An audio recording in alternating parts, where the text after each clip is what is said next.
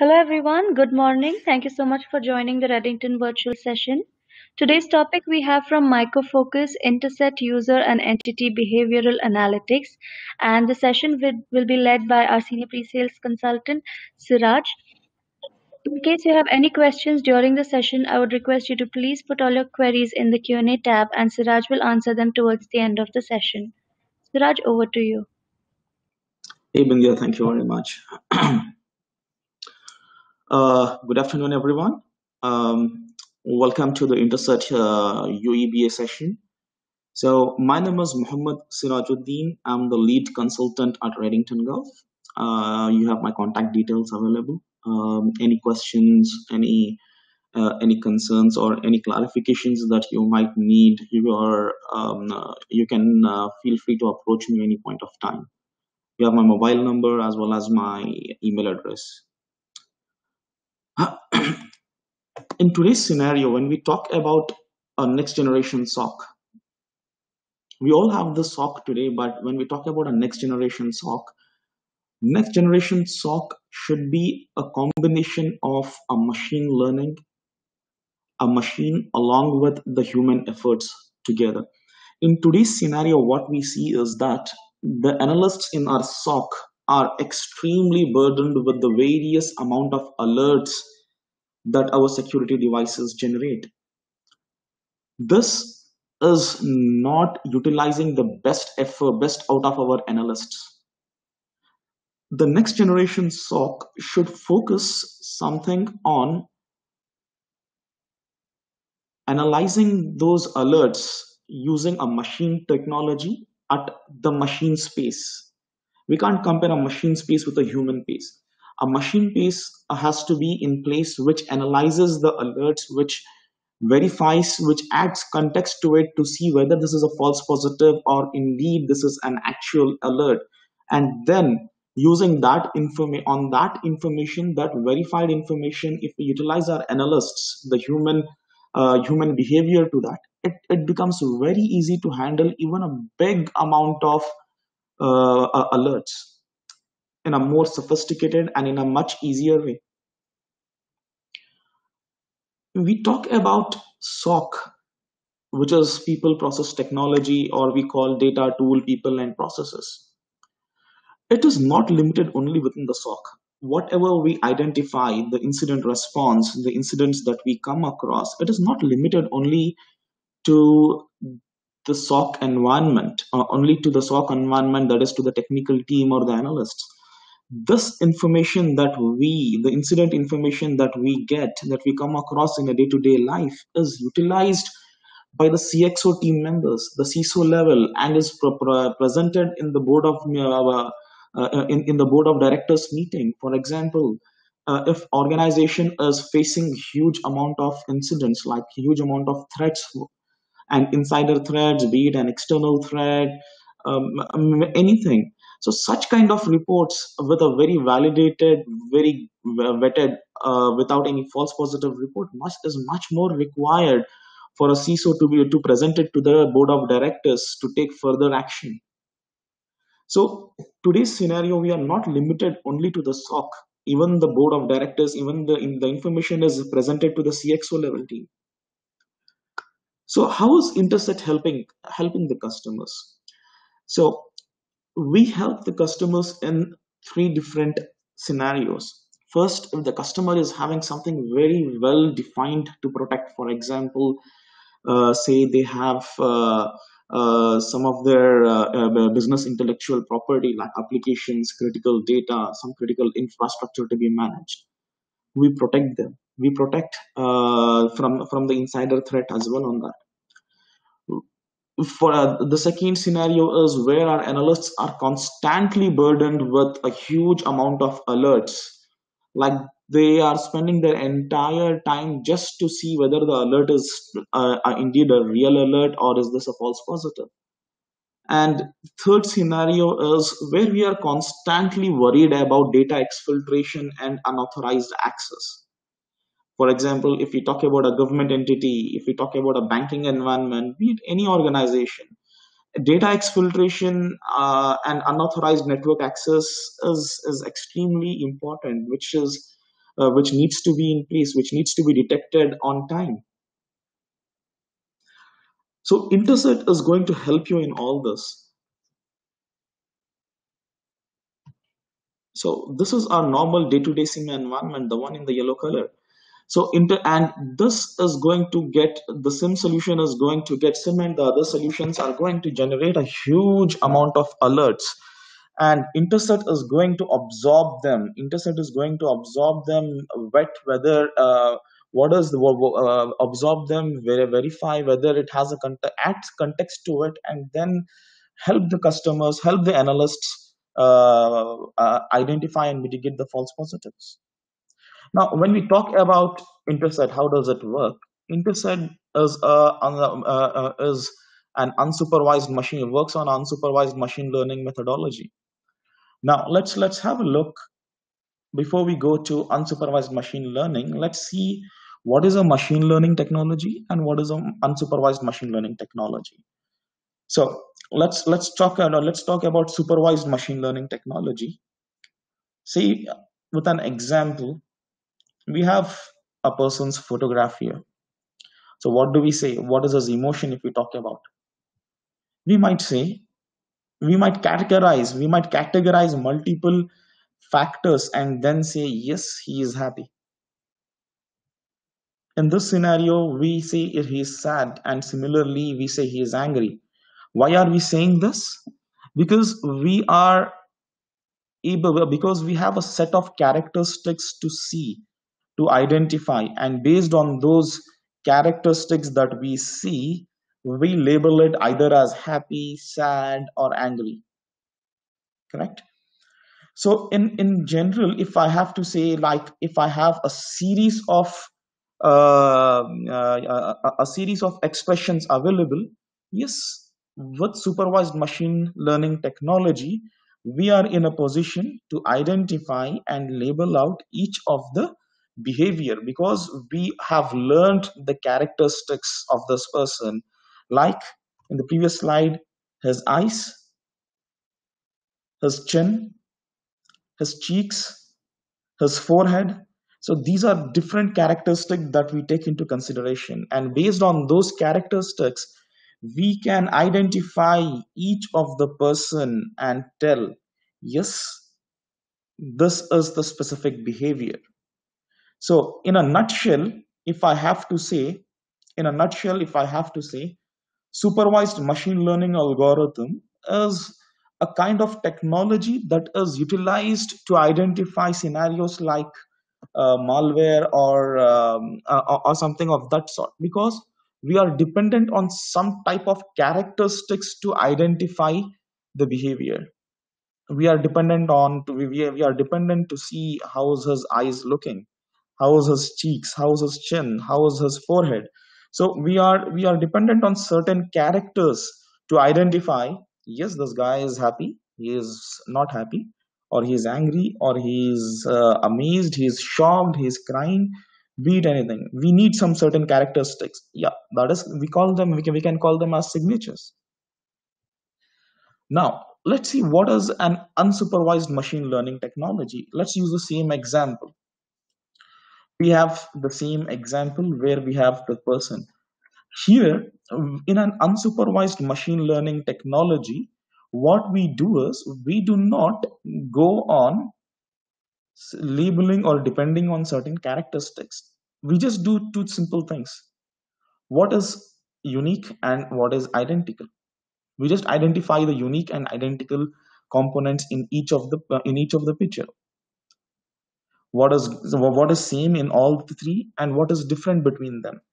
So we this is how we can utilize, the data scientist can utilize this information of what is seen, what is not seen, and can create data models, various data models, to identify behaviors without you depending on certain specific characters. Not necessary that you need to look for the eyes, you need to look for the cheeks, you need to look for the chin, you need to look for teeth. It's not that. You have what is similar, what is not similar, that's visible. So we are identifying similar and non-similar, and then using a data science to identify, to create patterns in that.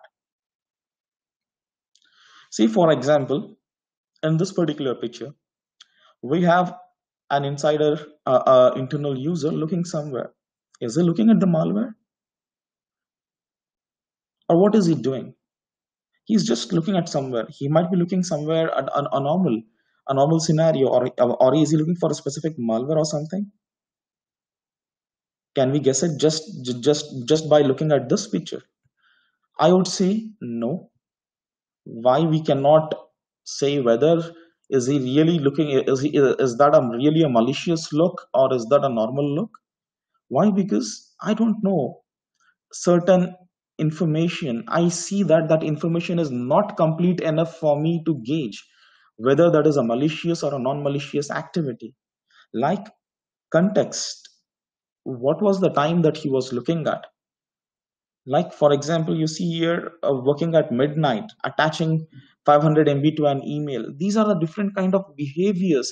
If we get to understand what is happening, what did he do earlier, what has he been doing from a series of couple of days or couple of weeks or a month, or what is he doing after looking at somewhere else, what is he doing, what is the behavior is he expediting. So after looking at the context, we'll be able to say whether that is benign or it is a malignant behavior. Now, without if I talk about the previous picture, I would consider that as a benign. I would consider as that as a benign. I would not say it's a malicious, because I do not have enough information, and without having enough information, I cannot go and accuse someone saying this is a malicious look. I have to go with the positive note. Now, having identifying, the context is more important, and this is what Interset is bringing up. We have the normal day-to-day tools where our sim solutions and other solutions are actually receiving them and doing their analytics. Interset can receive information from them, or Interset can directly receive information from the devices. And then Interset has a huge amount of patterns, machine learning algorithms defined, very specific, very accurate machine learning algorithms, unsupervised machine learning algorithms defined. So, with which we can analyze the context, and we can give this information. If this information can be shared with orchestration tools like Azure technology, or can be used for automation and reporting. When we talk about the analytics, we have different machine learning algorithms. It can be for an identity requirement, it can be for an EDR requirement, it can be for it can be for an endpoint requirement, or it can be for a data repository. Can be anything. We have a huge amount of data models already classified. We have around 450 different data models. Unsupervised machine learning, we call it as unsupervised machine learning. The information that we get from the sim solutions or from the devices directly, we understand the behavior, we try to match and see what is normal, what is abnormal, and then we utilize the UMLs to identify and come out with a meaningful information, and saying whether this is really a malicious activity or a non-malicious activity.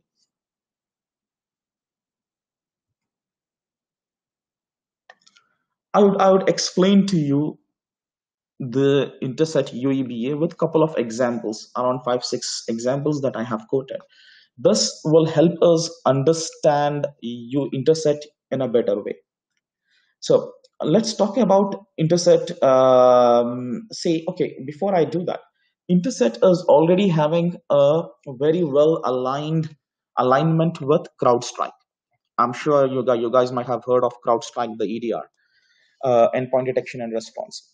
So people who already have an EDR environment up and running with CrowdStrike, all they need to do is log into the CrowdStrike portal. They'll see Interset available. All they need to do is just click on the Interset, and Interset has a very beautiful integration with CrowdStrike. With your one click on the Interset, in your data from CrowdStrike will be shared with Interset, and Interset will do the analysis of your endpoints and will come up with reportings and dashboards. You will be yes, you'll be receiving an email from Interset the moment you work, the moment you register for it. The Interset team will get aligned with you and will demonstrate the results to you, like what benefit do you get from EDR and from Interset. You'll definitely see a difference between the two. Well, coming back to the slide, we are talking about Interset UEBA for EDR.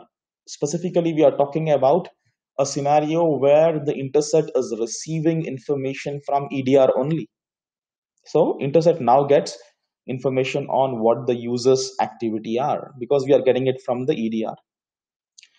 So what kind of use cases or how Interset can help here is Interset can identify login behavior patterns. Say, for example, if a user is logging at an unusual time, if he is logging at an unusual time and accessing applications at a time which he has never done earlier, this slightly looks like an abnormal activity. So Interset just tries to award some risk point to them, which is in our scenario here he has awarded 12. Okay, this is a logical number that is being awarded. This can be customized as per the environment. Now, after an unusual login, Interset sees that the user has accessed an unusual file extension, which this file extension was never observed in the organization, or probably in his profile, Interset never observed that this person has accessed such a file extension. So his risk score has been considerably increased now from 12 to 43. Then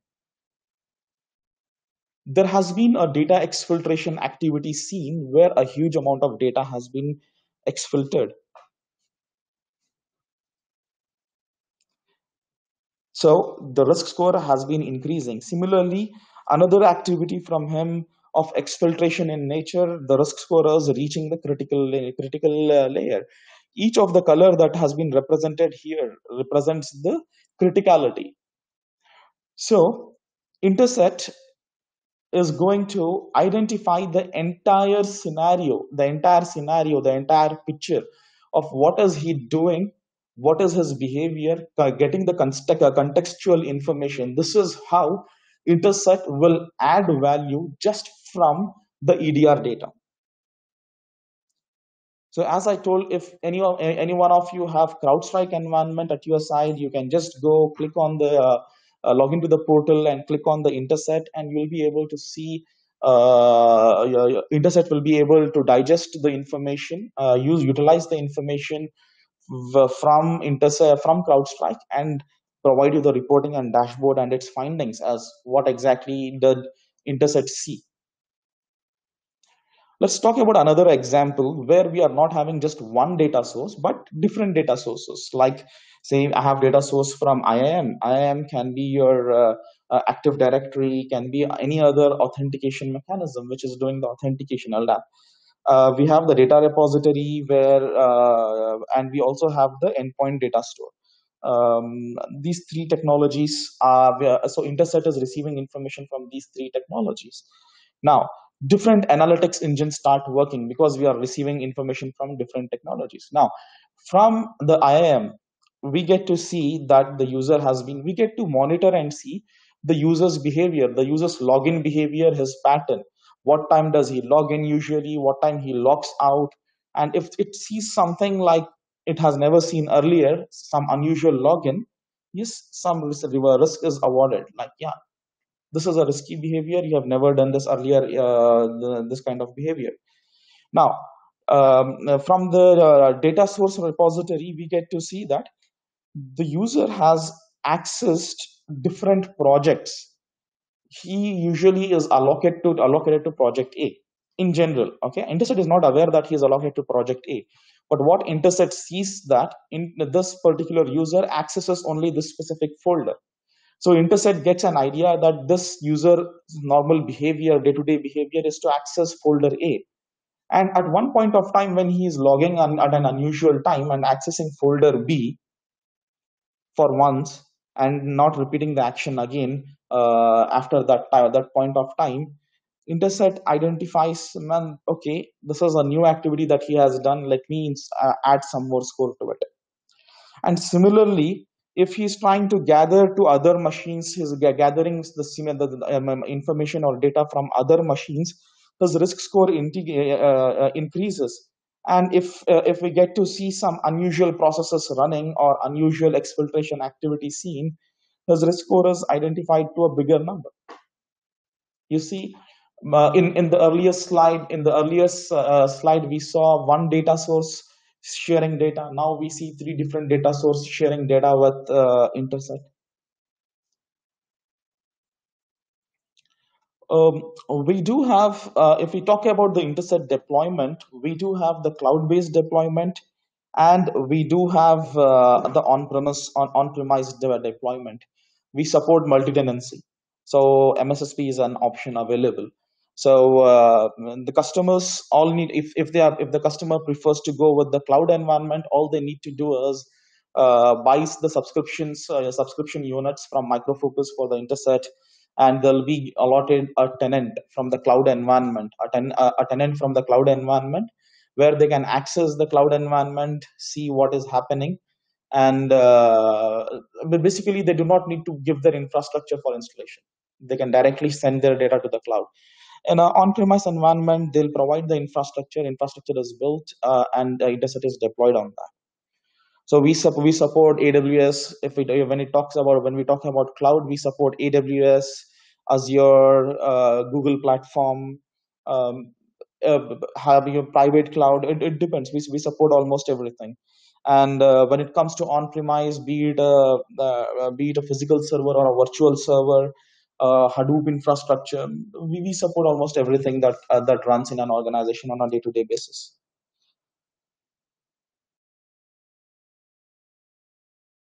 So, what do we see with Interset happening?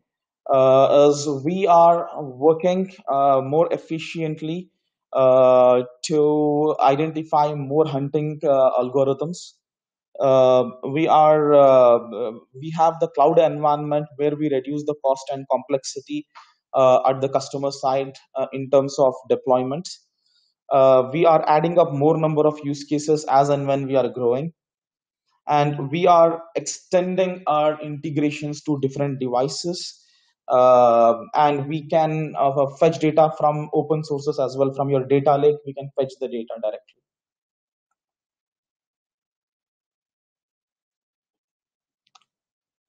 Let's talk about some of the examples, further case studies, that these were the real case studies that was seen in different organizations. So I have put those information here.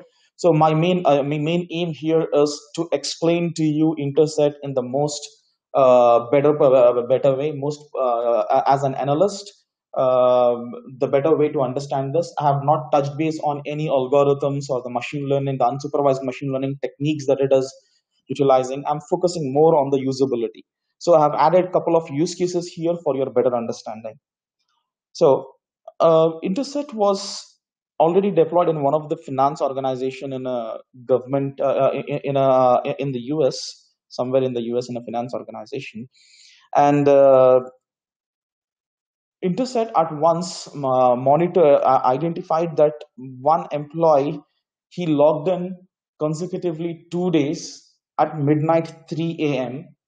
and he had in these 2 days he had printed 350 documents. So now, how did we get to know that? We had integrations with DLP and the Active Directory. So DLP was giving us the information of what is happening, what is he printing, and everything. And Active Directory gave us the information of what did he log in, when did he log in. So we identified the algorithm that were kicked and utilized were unusual time that he logged in, unusual day or week that he is logging, and unusual volume of printing that he usually do. So with this information, there was an investigation established saying what happened, why did the user, he was not authorized to come for 3 a.m. At the midnight, and he logged in at, he printed 350 documents. So there was an investigation launched. In another scenario, where a recognition activity, where there was a different activity identified, uh, reconnaissance activity. So basically, what happened was a user was trying to use guest account and log into different R&D servers. So this information was tracked by Interset by using the Active Directory login. By the means of Active Directory integration, we identified the guest account that he was trying to log in, and we did this probably like within 24 hours of environment. Like within 24 hours, the Interset was deployed in their environment. We identified this behavior, and this behavior, once it was reviewed, the guest account was removed on the servers. None of the servers were using guest accounts then. In the third example that I would explain here is from one of the software organization, software giant, where there was an internal breach from the users trying to steal the source code. I wouldn't say to steal the source code. They were trying to log into the source code server, to the repositories where the source code were residing, and they were trying to fetch that source code to which they were not authorized.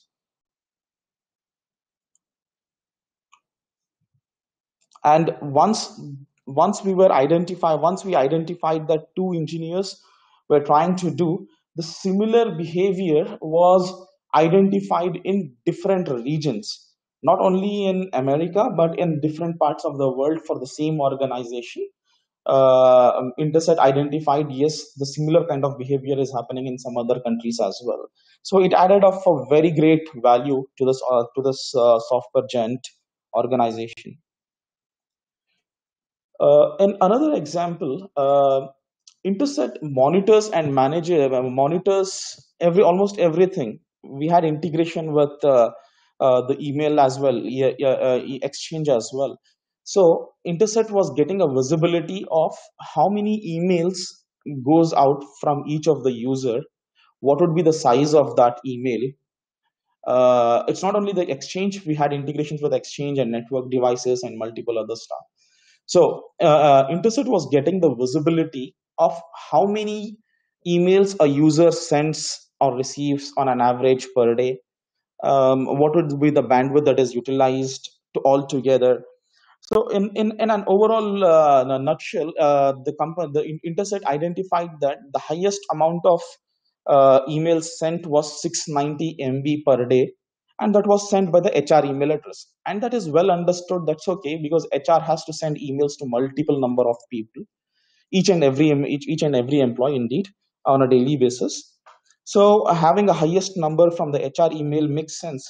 And on an average basis, every user was sending around less than an MB of emails per hour. But at one point of time, one of the user, there was 960. There was a huge amount of data, a huge amount of attachments were sent, which was accounting to 960 GB of data. Multiple attempts, a huge amount of emails were sent throughout the day. So this was identified and highlighted by the team, saying, yes, this is completely an abnormal behavior identified, and was reported to the management. So another example is the user machines, the user login. A user was logged into a specific machine, and a different port was observed from that machine. This specific port was never seen within the organization, and this was identified for the first time in the end user machine. So Interset identified this and highlighted that this was never observed. This is a new activity. This led for another investigation as why was there a new port number opened on this particular machine.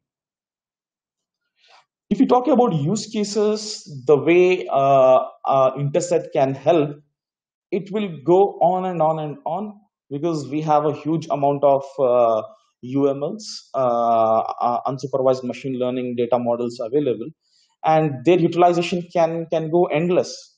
It depends on organization type. The SCADA kind of environment has different use cases. The normal finance organization has a different, banking sector has a different use cases. So there is huge that comes into picture. So I would summarize my discussion. I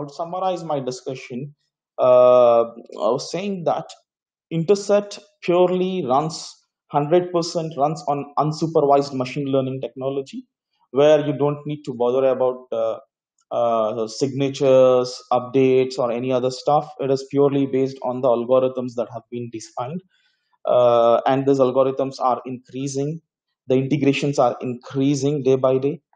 We have 450, more than 450, around 450 UMLs. We support 13 data types. Now, when you talk about data types, there is going to be a big change that's going to come once we have a direct integration with ArcSight. So anyone who is already having ArcSight or ArcSight connectors, we will be fetching data from the ArcSight connectors. But this is not officially released. A date has not been released yet, but very shortly we'll be hearing this. So meaning that this 13 data types will not be 13 data types. ArcSight has connectors for more than 450, more than 450 devices again, approximately. I think it is more than 500 if I talk about different the different associations, because many of the devices are now forwarding data directly in CIF format. So it is more than 500 devices that ArcSight can collect the data from. So this 13 number becomes more than 500 once this is released, and this is very shortly going to expected to be released. So it is UEBA is Interset was a part of IQtel, but now it's a part of Microfocus. Microfocus since February 2019. So if you have any questions, please feel free to drop a question into the question and answer box, and I'll be more than happy to answer any of your questions on this. Do not have any questions, gentlemen. Thank you very much for joining this session. This session will be recorded and will be uploaded onto the Reddington Value channel on the YouTube. There are multiple other channels. There are multiple other sessions already uploaded onto the YouTube channel. Please feel free to log in, subscribe, and then have a look on the previously delivered webinars on this. Thank you very much.